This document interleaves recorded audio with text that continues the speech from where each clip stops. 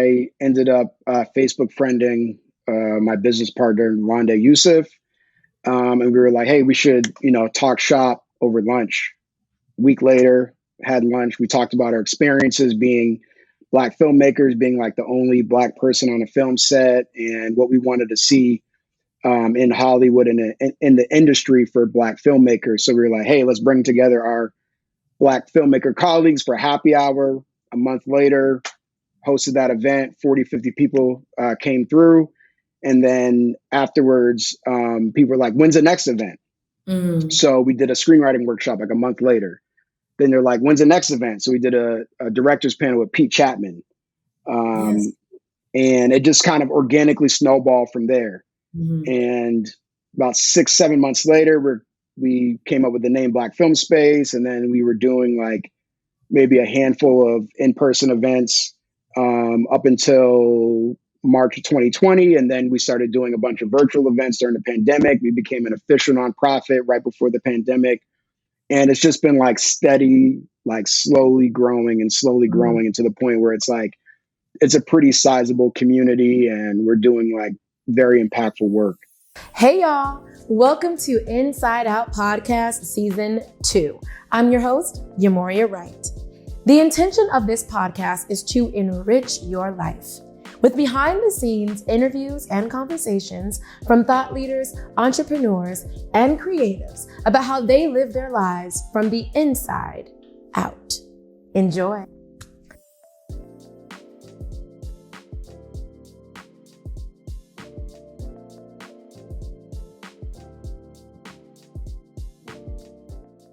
What's up, everyone? Welcome to a new episode of Inside Out Podcast. I have here with me today, Reggie Williams. If y'all don't know who Reggie Williams is, what's up, Reggie? How you doing? I'm doing great. How are you? I'm doing well. I'm here in San Diego. You're in Brooklyn, right? Are you in Brooklyn right now? I'm in Boston. You're in Boston right now. Okay, Yeah, you're in I'm Boston. You're in Boston. Yeah. How's the weather in Boston? Today is going to be close to 60. So that climate change is hitting today. Yeah. I know. So today, San Diego is clear skies right now. I don't know what the weather is like. San Diego can be pretty cold, and San Diego usually gets warmer. Actually, in the late summer, fall is usually, it's kind of tropical out here.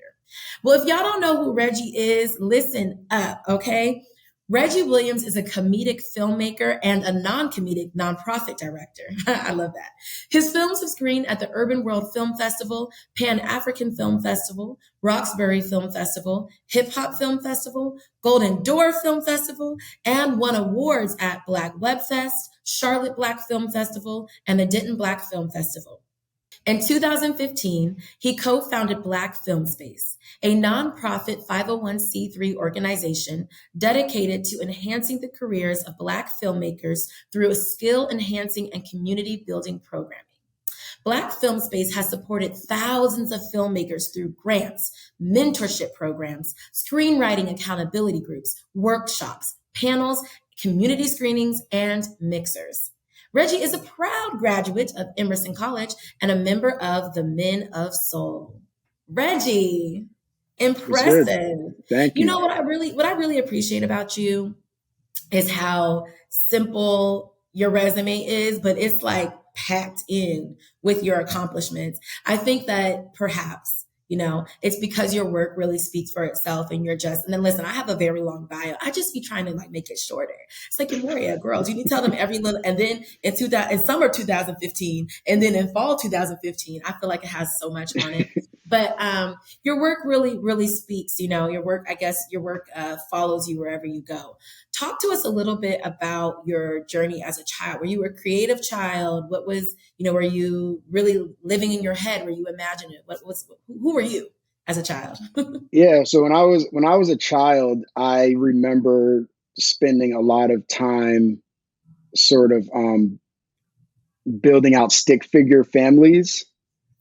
So like I would draw like two adults that get into a relationship, and then like 3 years later they have a child, and then there were whole storylines. Yeah, there was like story. Yeah, and I didn't realize that was me being creative. Like I think that might be the only sort of creative visionary sort of thing that I was doing when I was a child. I was mostly into sports.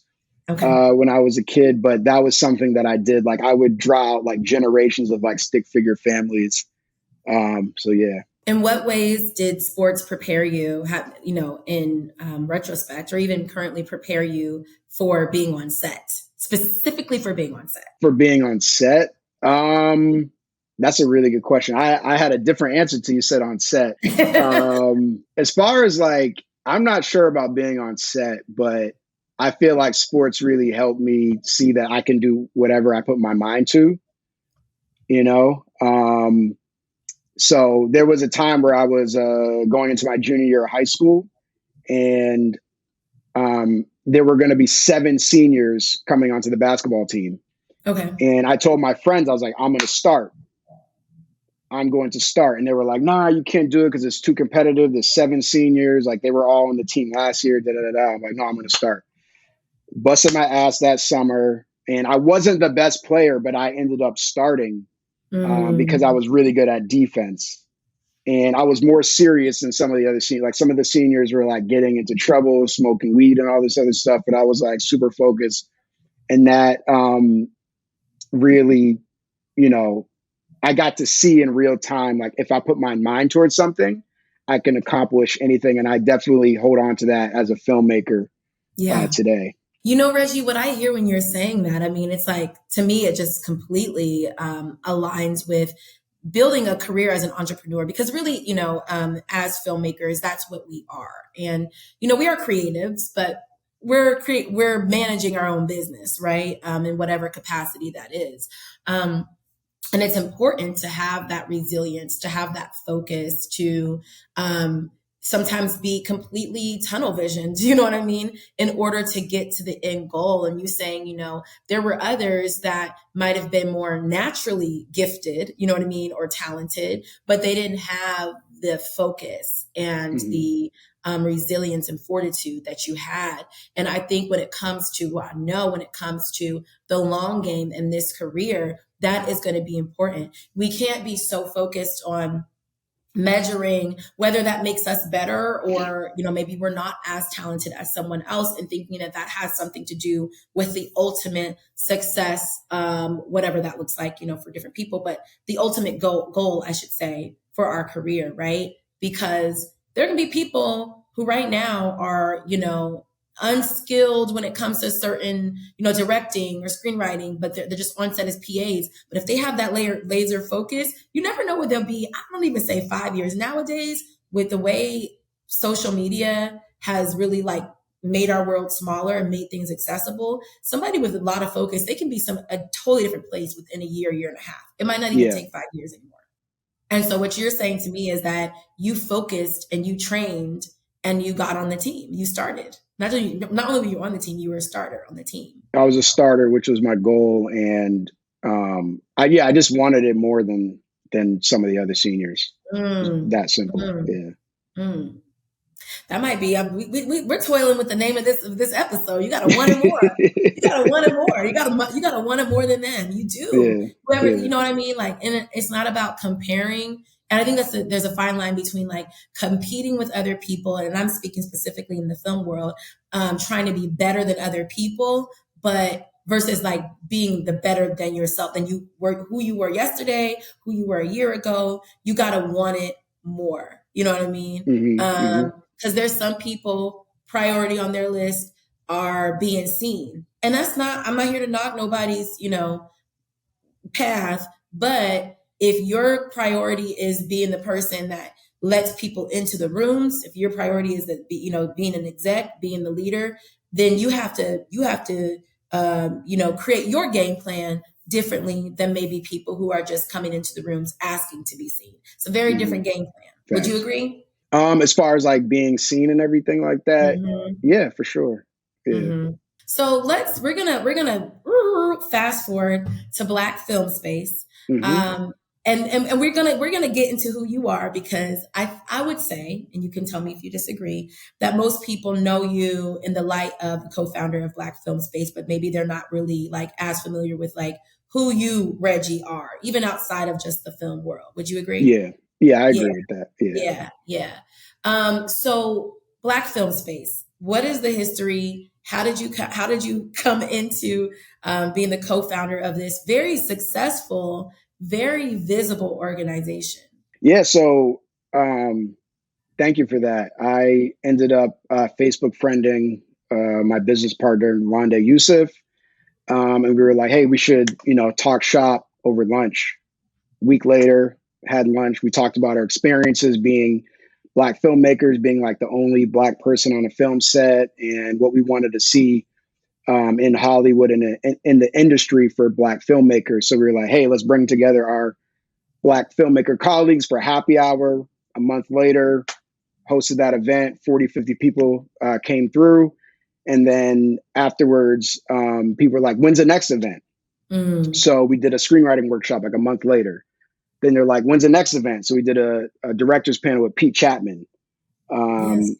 And it just kind of organically snowballed from there. And about 6, 7 months later, we came up with the name Black Film Space. And then we were doing like maybe a handful of in-person events up until March of 2020. And then we started doing a bunch of virtual events during the pandemic. We became an official nonprofit right before the pandemic. And it's just been like steady, like slowly growing and slowly growing into the point where it's like, it's a pretty sizable community and we're doing like very impactful work. So that's kind of how it got started. What are some of the challenges in running an organization such as Black Film Space that you think is important for people to know, even from a funding perspective, people who could help alleviate some of those challenges? One of the biggest challenges is like, I don't know what I'm doing. And I'm saying that facetiously, like I don't know what I'm doing. I never thought in a million years I would run a nonprofit. I never thought I'd run a nonprofit. I mean, I used to like host events here and there with like friends, and like I used to put on comedy shows at Emerson and stuff like that, but I haven't really done this. So it's like really just learning on the fly. So I'm enjoying learning on the fly. Like I'm learning a lot about myself. I'm learning how to lead. I'm learning about business. I'm learning about how to operate a nonprofit. I'm learning a lot, and I don't think there's a right or a wrong way to do it. But I think if someone was already like in the nonprofit space and like was doing that for a different company and then branched off and did their own thing, like I could see how that could be beneficial. Like if you already have the relationships, because if you really want to get your nonprofit to another level, and I'm talking like tens of millions of dollars, like you need to have relationships. You need to have relationships with people who have a lot of money. So that's the key thing. That's the key. And Reggie, by the way, as though we were in a studio with a 3-camera setup, if you want to take anything to the camera, to the audience, you can. We could break the fourth wall here. And y'all, I'm going to break the fourth wall. And I'm going to tell you, he said, relationships with people with money. Now, even from an independent, let's very, very swiftly segue into how that translates for independent filmmakers, right? Funding projects, of which you are one, an independent filmmaker. How do you cultivate those relationships, Reggie? As far as like, well, you got to get out the house. You got to meet people. And I think it's important to be intentional, but manage your expectations. Like, yes, you want to go into spaces where you could potentially meet, high net worth individuals or folks that are really, doing well in the industry. That could be, good for business. Like, let's just keep it a buck. Like you're in business. Don't sugarcoat it. Like you need to meet people who have money and who are doing well in business. But you need to, be kind. You need to be patient. And you need to be able to offer something of value, and then just, meet with folks over coffee, meet with folks over Zoom, see what you can offer them, and just slowly, just take your time and get to know folks and invite them out to certain events, things of that nature. Yeah, that's something that is major, being able to offer value, right? Understanding how, and this even goes with festivals, right? Which I know you're very well read in. What value are you adding to that festival, right? What is that? How does that festival program? How is that festival programming this year?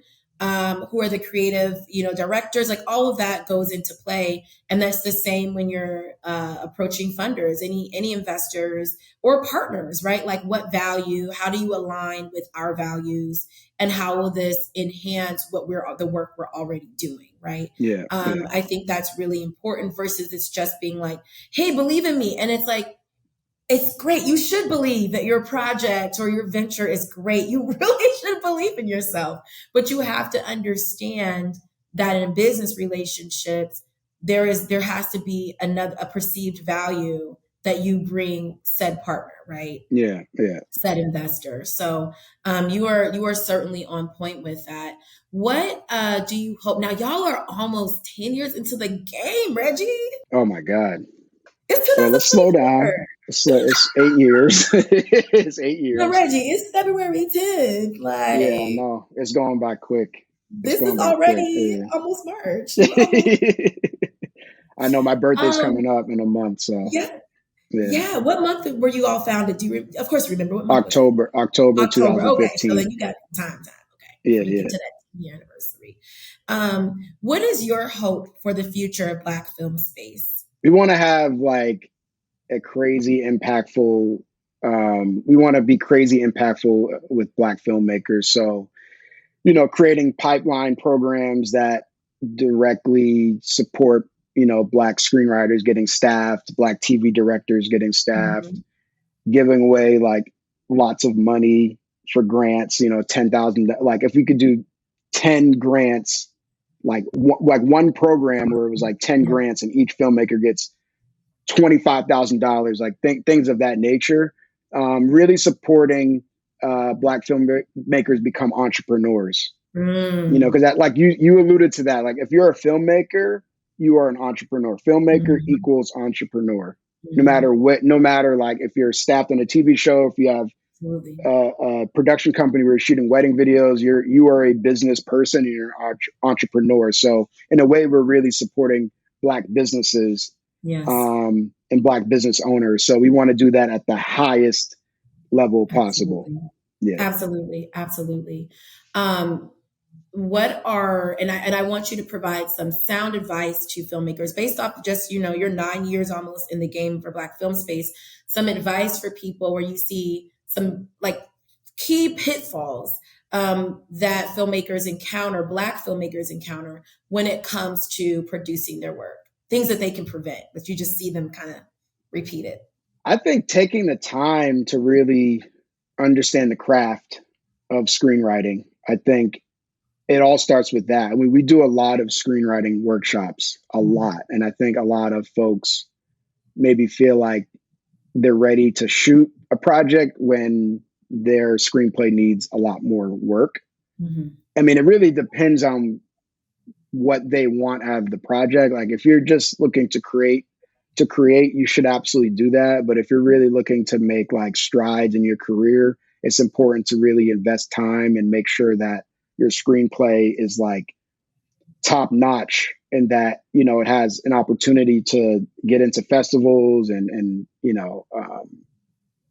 get the most out of the time that you're going to invest into it. Because if you're making a short film, it's going to take you like minimum, if you're doing it the right way, it's probably going to take you at the quickest 18 months, but probably like 2 to 3 years from the inception of the idea to like Mhm.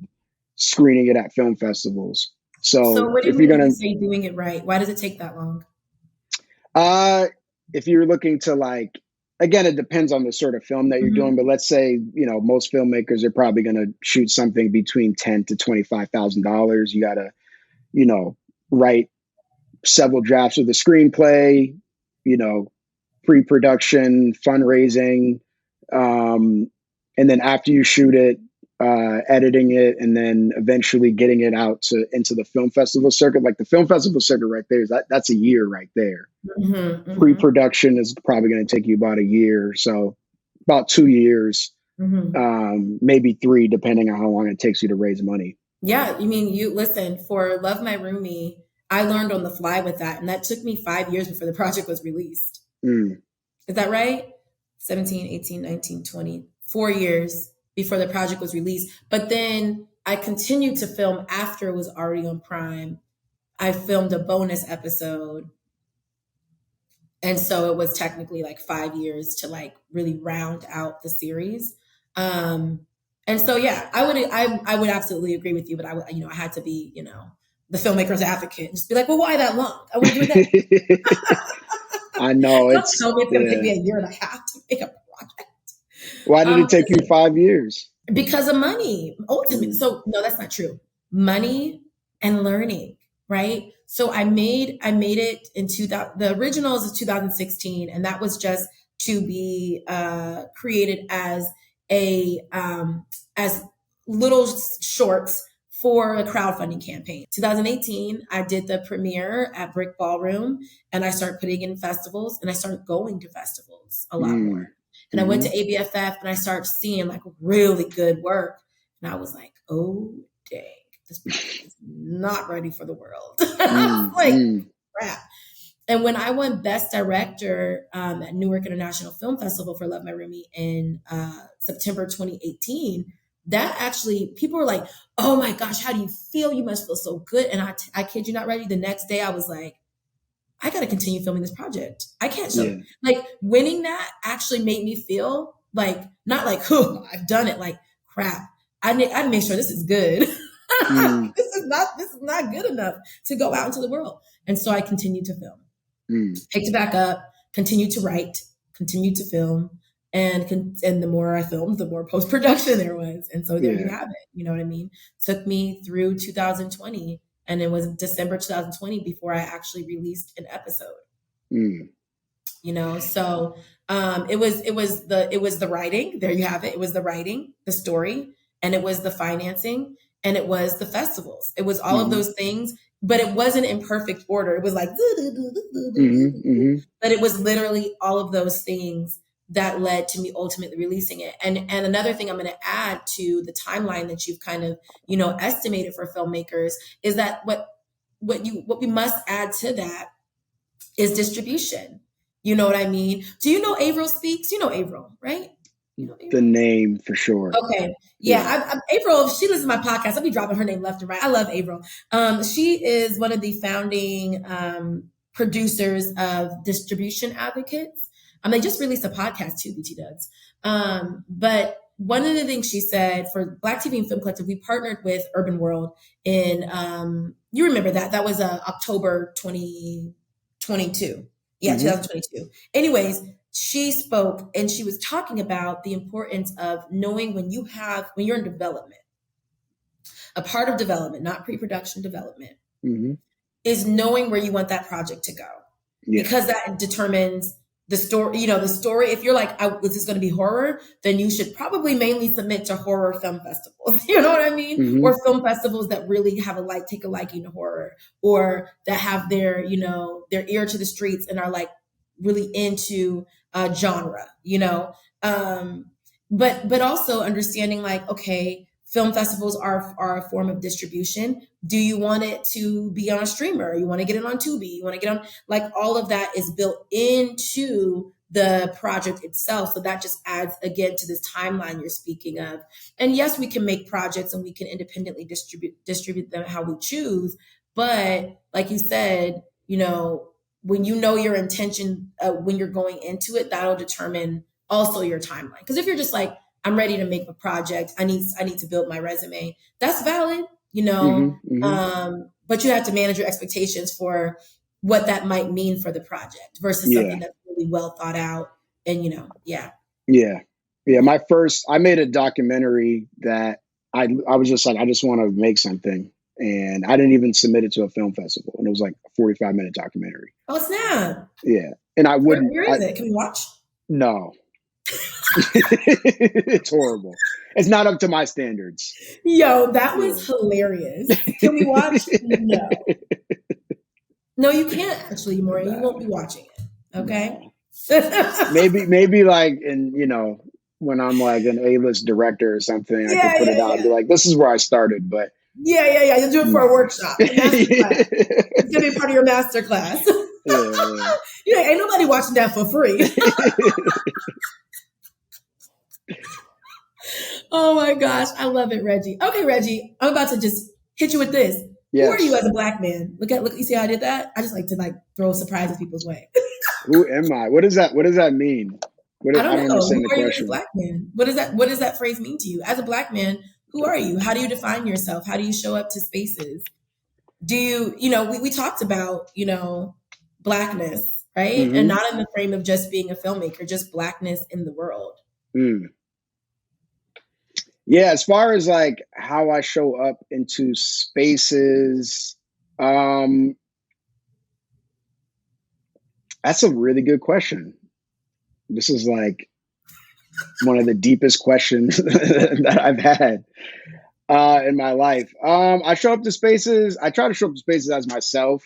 To be honest, sometimes I feel like I can't show up 100% like myself, particularly as someone who is like operating a nonprofit organization. Sometimes I feel like I can't 100% be myself. I'm a projection of myself. I Mhm. am an extension of myself, but it's not maybe not 100% myself. But I'm someone who likes to have fun. I'm someone who I am a professional. I'm a consummate professional. So the way Okay. I treat people, I try to treat people with kindness. I try to treat people with empathy. And I'm someone who is open to feedback. I'm a curious person. Um, and yeah, I would say those are a few of the things, you know, that's how I would describe myself and how I like to Mhm. show up. So you told me in our pre-interview that you was correct me if I'm wrong. You said you see yourself as a little hood. Is that correct? Yeah, yeah. Yeah, talk to me about that. Can we unpack that? Yeah, so I do see myself as a little hood. It might be if I'm listening to a little bit of hood music, but I'm from first off, I am from the hood despite how I speak. I'm from the hood. I'm from an area called Mattapan in Boston, and lower middle class black neighborhood. A couple things. It wasn't like the worst neighborhood by any means, but couple things going on in the streets there, and I'm from that area. I lived in Brockton, Massachusetts, which is kind of has a street feel to it. I like ratchet ass music. I like some ratchet things. Like I definitely have part of me, that's like that. But if I show up into professional spaces, like I'm Right. not showing up like that. So that's kind of a little bit of who I am that people may not know. What's your safest space? My safest space, uh I'm in the men's group. I've mentioned that in my bio. You guys talk to me about that. Yeah, I'm in the men's group for black men. Like it's like the quickest way I could describe is like a self-development Ooh. group for black men, and that's a space where I can be vulnerable and not be judged and kind of take my mask down. How did you come up about that? Is that something that other black men can join on a rolling basis? You have to be Yeah. We're working on like it's very small right now. Like there might be like 12 to 14 men in the group, but we are working on like building a digital presence and like sort of opening it up. It's open, but it's kind of like word of mouth. We're looking to like open it up so like anybody can okay. join. And it's called Men of Soul. Yeah. What is? I mean, I can impose my assumption of why it's called that, but what does that mean to you, Men of Soul, or what are the pillars of the group? The pillars of the group is like taking off your mask, um, being honest, uplifting each other, um, speaking from the I, personalizing everything. Like in the Mm, group when we have our meetings, it's like I have to speak from the I because it's my experience and no one else has my experience. Um, being a mirror for each other. So if one of the brothers in the circle is like going through something and I can be supporting him, but at the same time I'm like, you know, can I relate to this? mhm, mhm. So that sort of thing. Those are like, yeah, a few of the pillars. Yeah, Yeah. yeah. I really appreciate that this group even exists, and it seems like it's accessible for all. Will you be able to provide me with a link to like share for people to like learn more or Yeah, I sign can up do or that. whatever? Okay, Yeah, cool. yeah. The Um, group is amazing. The group is it's amazing. virtual, I'm assuming. There's a virtual component. Yeah, Okay, okay, yeah. okay. But it's mainly based in Boston? It's based in New York. In New York. Oh, okay, Yeah, cool. Okay, okay, cool. Yeah, that's awesome. That's so needed. What I'm hearing from what you're saying is it really is providing Black men with the opportunity to, like you said, be vulnerable, but also just to be seen and to heal. It sounds like it's a very healing and perhaps even cathartic space, and however you all need to experience that. Because, correct me if I'm wrong, but I definitely believe that for Black men, the way that, and men in general, but I'm going to say for brothers, the way you all experience release and catharsis doesn't necessarily always look the way women might want it to, the way we might want to experience it, the way we experience it. So for you to have that brotherhood in that safe space, it's a place for you to be able to release and heal without the expectation of what that looks like. That's what it sounds yeah. like. Exactly, Yeah. exactly. And just also to be clear, like it's more than just like being vulnerable. It can Mhm. be like working on your finances and Okay. like Oh, dope. just anything that has to do with being a better version of yourself. You know Yeah. what I mean? It could be, we talk about like preparing for emergencies. Mm. It's like anything that Mhm. is about, improving ourselves and improving our communities, improving our families, improving the dynamics in Mhm. marriage and all that stuff. Oh my gosh, this is well Yeah. rounded. This is amazing. Yeah. That Yeah. I mean, that's still there's still such an air of vulnerability to that, because when we talk about the Black community and finances, what you just said. What did you just said earlier? You were talking about Black film space. Like, I don't know what I'm doing, right? Yeah. Like, Yeah. a lot of times if we don't have those examples, if no one else was doing it, if no one else understood it, how are we supposed to know? Hmm. So and as Black men, it's like there's all these conversations and podcasts and blah blah blah. There's just so much information and opinions about like how women and men need to show up, but it's like a lot of that is stuff that people don't even have access to. And Hmm. so it sounds like there's a huge gap being bridged. You're talking about being prepared for emergencies. I'm thinking changing a tire, like what I mean, like certain things. Like, how are you to know if no one teaches you? Yeah. Yeah. It's something I didn't really think about preparing for an emergency until I was in the circle. So that's something that, long term, I definitely want to have like an underground fortress and everything like that. I So love it. I love it. Listen, okay. It's been the end of times for about 100 years, but it's. Do you remember? Of course, you remember this, but like, were you on edge during Y2K? a little bit. Yeah. That was a Yeah. Remember, crazy we thought time. everything was just going to stop. I Yeah. didn't know if it was going to be the rapture, if the clocks were going to stop. I just knew Hmm. the But turn of the century. ever since Right? then, I'm like pretty confident in the universe. I'm Yeah. pretty confident. So, but that was a crazy time. Yeah. That was a crazy time.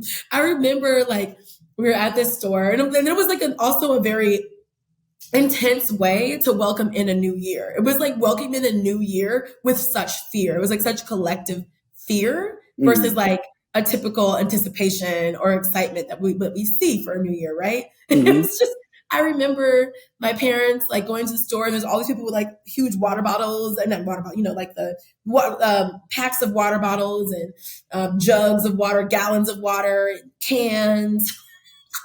It's No, just it was like, crazy. It was crazy. Imagine, and we didn't even have social media then. Imagine if social media had existed during that time. oh Oh my my gosh. goodness. Reggie, that was like a really good premise, though. Actually. You can have it. Okay, I might explore that. I'm gonna come to BFS screenwriting. They're like, "Where'd you get this idea?" I'm like, "I was talking to Reggie on my podcast." And so here's this really wild short film. It's kind of cool. It's kind of cool. I've been really inspired to like go off the kind of like my safe space in writing, which is, dramedy. And speaking of comedy, so apparently you're really funny.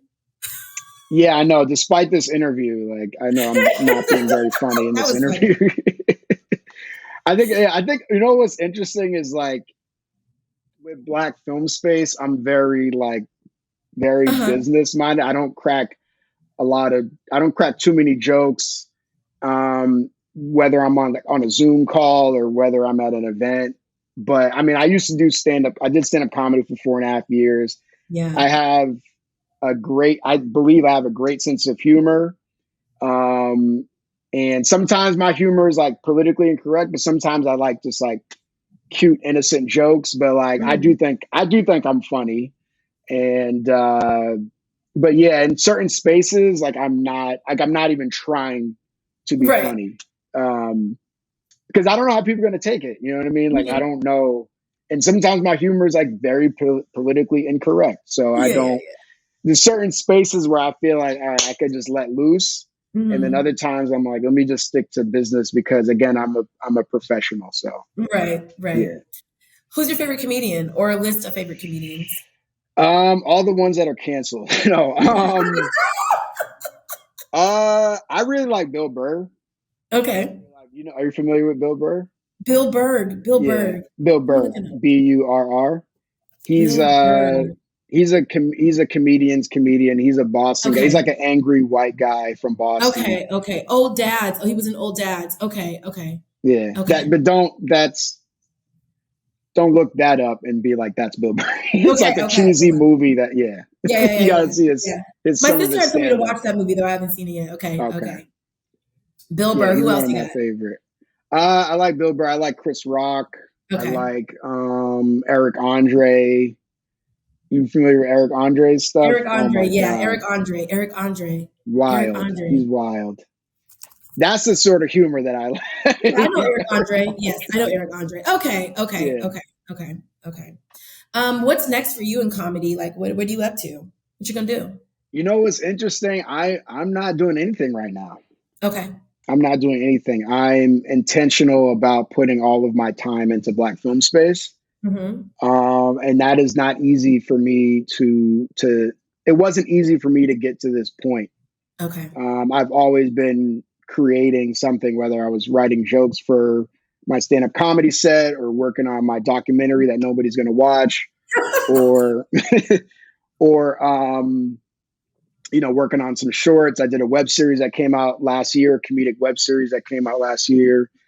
And when I was planning what I wanted to do in this past fall, I was like, oh, I want to do this, I want to do that, I want to create, you know, this web series, and I'm just like, I want Black film space to get to that next level, and that's going to Mm-hmm. require me to put more time and energy into that. So right now, I'm pausing from any sort of personal projects Mm-hmm. of any Mm-hmm. kind, and Mm-hmm. that is really, really difficult for me to Mm-hmm. come to grips with that.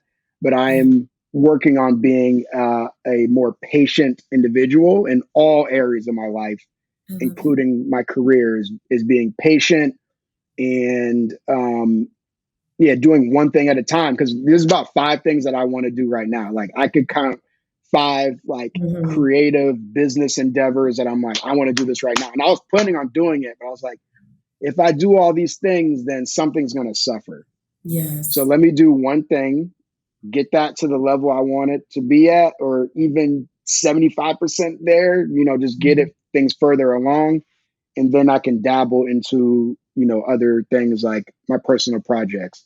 Mm-hmm. So it's kind of scary because I'm getting older, but you know, I think being patient is the best way to move through life. And I haven't been doing that my entire adult life. Like I haven't been there's been, you know, I've been tenacious, but as far as being like, Mm-hmm. let me just wait. What my vision might take me 10 years longer than Right. I would like for it to take. But, Mm-hmm. you know, yeah, that's kind of where I'm at now with that. Reggie, this is a word because I don't think yet I've really had a conversation. Maybe a little bit with Regina, we touched on it, but when we're talking about patience in this way, And so I do want to unpack it a little bit. How did you learn to practice patience? Where were some of the challenges that brought you there? Because patience can be, especially in this day and age, just want to add a caveat here, where we're seeing everyone else's wins, successes, people we're coming up with, it can feel, to take a step back can feel, like like you're moving in the opposite direction. But it's not taking a step back in terms of regressing. It's literally giving it space. You know what I mean? Which is a different thing. So how did you come to patience?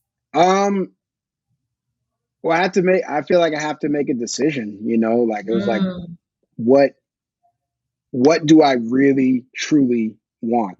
And I am, you know, I'm only one person. I can only do so much. What do I really, really want? yes. And being patient doesn't mean I'm never going to do these things. It just means I'm not doing it right now. Right. So, yeah, I think, I would love to be at a certain area in my career right now, and I'm not there. And so when I think about that, I'm like, oh, I gotta do this now. And it's like, that hasn't worked. Mm-hmm. One of my an area where I can grow is trying to do too much at the same time. Like, I feel like I'm just getting distracted very easily. Someone's like, oh, you can make money doing X, Y, and Z. And then I might take a few days to think about that. And it's like, during that time, I could be working on, you Mm-hmm. know, the endeavors that I'm already invested in. You know what I mean? I just think it's about just also just like getting older. You know what I mean? Yeah. Like I'm closer to 40 than I am to 30, and it's like this path hasn't gotten me exactly where I want to be. Just being impatient and trying to do everything at once. So let me Yes. take the patient approach, and you know, and also too, being patient doesn't things actually might move quicker when you're patient. It's like it's weird to think about it, but it might actually move quicker because you're able to once one thing takes off to that next level, and then it opens up doors for you to do other things.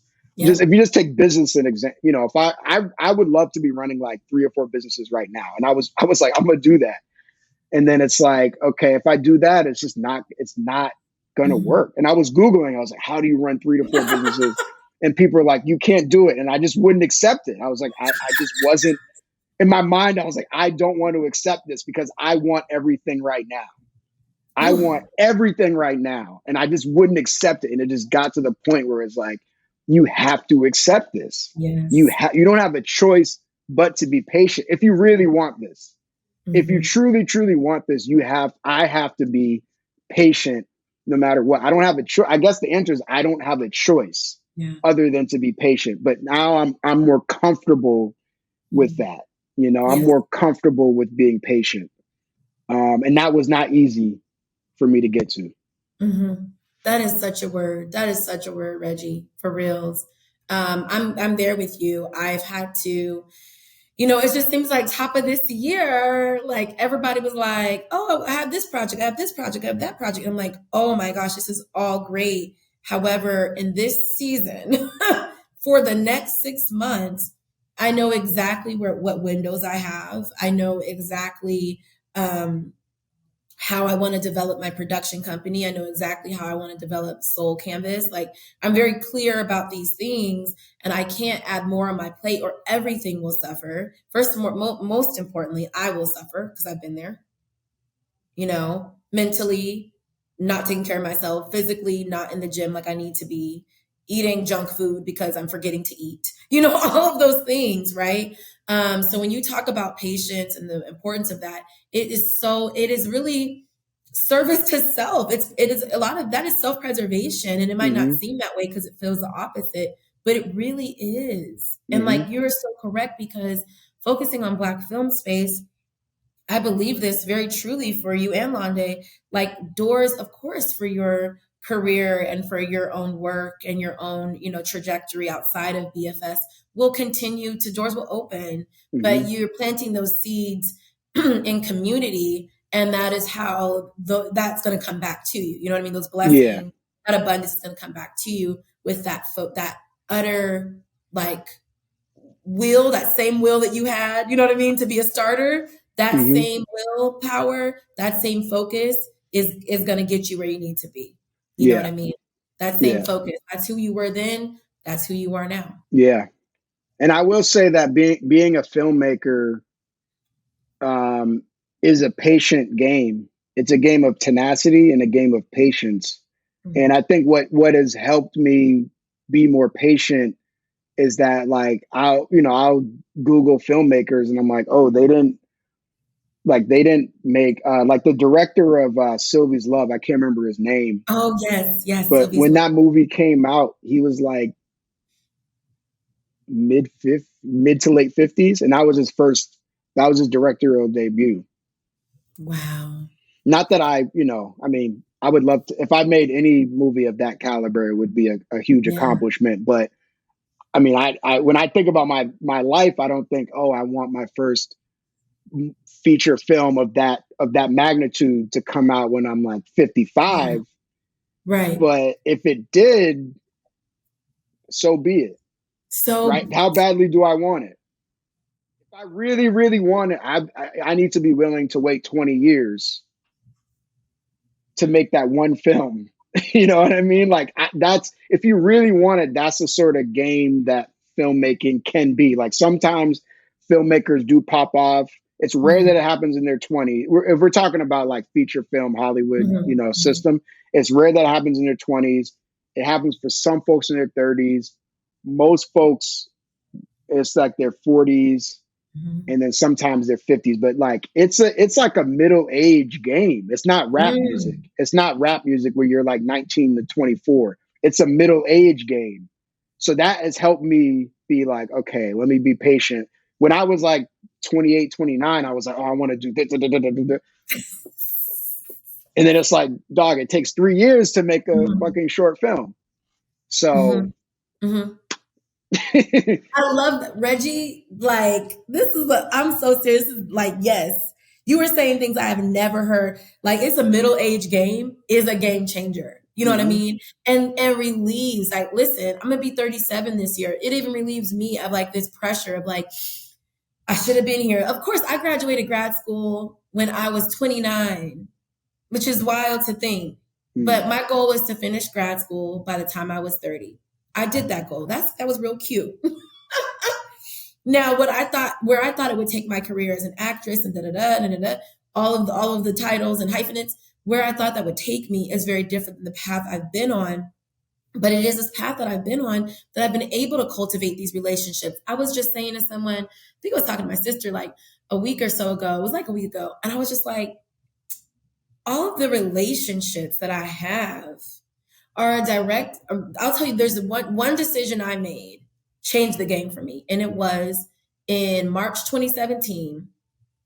I said to myself, I was auditioning. I was doing the I forget. I see their logo right now, but it's like the pay to play. Like you pay so that you can meet casting directors and do little auditions for them, right? And so I was doing that out in New York.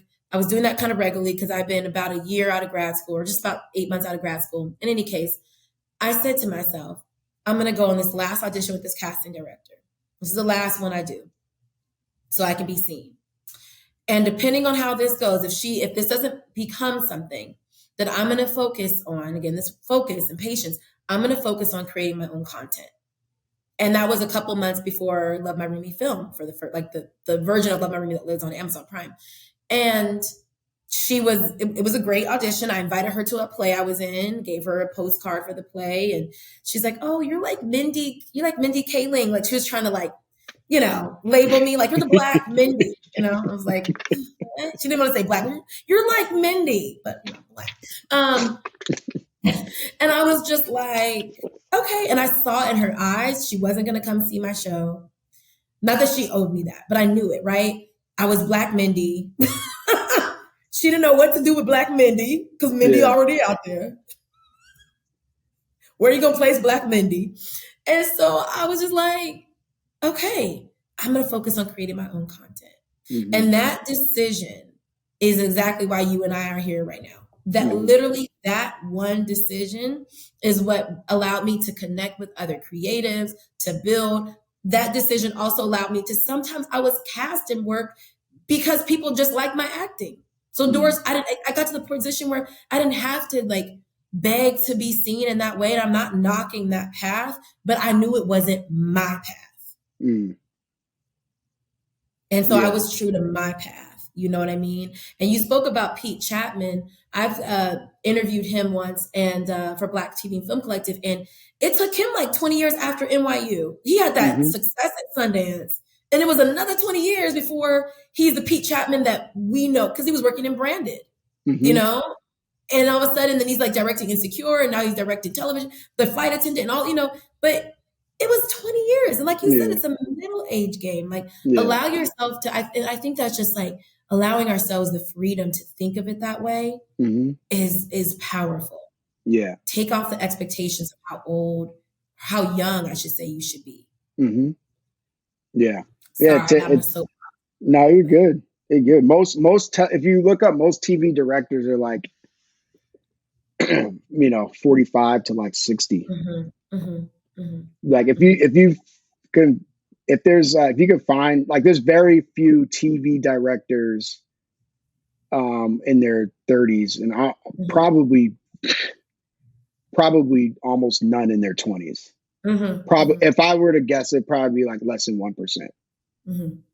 You know, Reggie, by one time, I mean, back in like 2020, 2021, I was told, you know what, your career is going to pop off. You're going to be a really like sought after producer and blah, blah, blah. And it's going to be you're going to be your late 30s, your 40s. And I was sick. I said, I know you just tell me that. And here I am, almost 37. And it is now where I feel like people are really like tapping me to direct, tapping me to produce. And I have to even say no to some things because again, I'm trying to stay laser focused, but that's about right. You know what I mean? And I'm not yet 40, but I'm starting to see, oh yeah, this is looking like about 40. Yeah. Yeah. It's looking like 40 years old. You can't force things. You can work hard, but the industry is what it is, and life is what it is. Like you can't force things. You can work hard, you could try, and you should try really, really hard to reach your goals. But I think one thing that I've struggled with, and I still kind of struggle with, is like saying at this age I want X, Y, and Z. I'm not even talking about film, just in general. Right. At this age I want X, Y, and Z. And and it's good to have goals, but I think it's like you got to balance it out. You know what I mean? You don't want to get too hard on yourself if you go a different path or if it takes longer. You know what I mean? So yeah, it's all about balancing it out. It's all about balancing it out. I hear you loud and clear. Oh, well, Reggie, before we close out, I got to ask you my closing question. Hurt, heal, joy. What is currently hurting you? It could be personally or in the world. What do you want to heal? And what brings you joy? What's hurting me is trying to figure out, where I want to live next. Like I'm in Boston, and I don't know if I want to stay in Boston. I don't know if I want to go to New York. I don't know if I want to go to LA. I don't know if I want to go to Atlanta. And I like the idea of staying in Boston and doing out here because my family's out here. So I will figure it out. And I love the fact that what brings me joy is opportunity. Like, I feel like if I go anywhere, I'm going to make it work. I'm going to make it happy, and I'm going to make it happen, and I'm going to be happy, and I can do all of that. I love the fact that I can wake up and have so many opportunities. Like, I don't have to do Black film space. There's a million different ways that I can be content in life and make money and all that stuff. And to be able to have, that's a privilege that I don't take for granted. And that brings me a lot of joy. And the last one was what? Heal. What do you want to heal? What do I want to heal? Well, I'll kind of rephrase that. Like I kind of want to just be more focused. Like I want to be even more laser focused. Like I think my focus has kind of come in as I've been working on patience the last several months, but to become even more honed in and focused just on the day to day, not necessarily the like career choices, just like day to day, just being like laser focused. Yeah. Nice. My lighting is bothering me. The filmmaker in me is like, That's not good. Okay. It The just light, there's a started to window right change. here. We can't control. You got that natural light. Can't control that. Here we go. It's a little better. It's a little better. I'd rather have that. All right. Reggie, thank you so much for this wonderful interview as I toy with my lighting. Okay, Maria, let it go. Be patient. Let it go, right? Be patient. Relax. Chill. Be calm. That's my new thing, is being calm. Be calm. Yeah, be calm. No, this has been amazing. This conversation has been so dope. I appreciate you so much. Y'all, also, Reggie has been the most patient guest, speaking of patience, because it was really hard for me to be able to pull this virtual interview off for some reason. Like, things were being thrown at my schedule on the days that we were supposed to meet. And I was just like, I hope this man is not like, Amorian, why don't you hit me up when you got it together? But you are so patient with me. So you got that patience thing on lock. I appreciate it. And the grace and understanding. What are some final words before we close? I think as far as like, hey, I think I really, that patience thing, I've been sitting with that for a while. Like, it's top of my mind. So yeah, just hitting that home, like, whatever you want to do, just be patient. Actually, no, this is what I want to say. Take it to the camera. This is what I want to say. This is kind of hurting me. I think that our culture around our phone, and I made an episode about this on my web series, Regular Negroes, which you can watch on YouTube. I think as a society, like too many of us are spending too much time on our cell phones looking at dumb stuff. And it's about balance and moderation. You have to find out what that is for you. But I would encourage anyone to really inspect their relationship with technology and with your cell phone. That's something I've been incredibly intentional about the last few months, and I am not breaking that. Like that, I am not breaking that for the rest of my life. Like, I'm going to be very intentional. People eating and looking at their cell phones on the subway, and looking at their cell phones, using social media all the time, waking up and going straight to social media, using social media before you go to bed, just like constantly just consuming. And I would encourage folks to just be more mindful, practice mindfulness, be more mindful, be more comfortable with boredom. And yes, use social media. Please use it. Please use it. It could be a great tool. It could be great to connect with your friends, but just be mindful about how much you're using it. Because I do think it's really, that light is really. I know, I'm disappearing. But luckily, Reggie, luckily though. Let's turn into a horror podcast real quick. I know.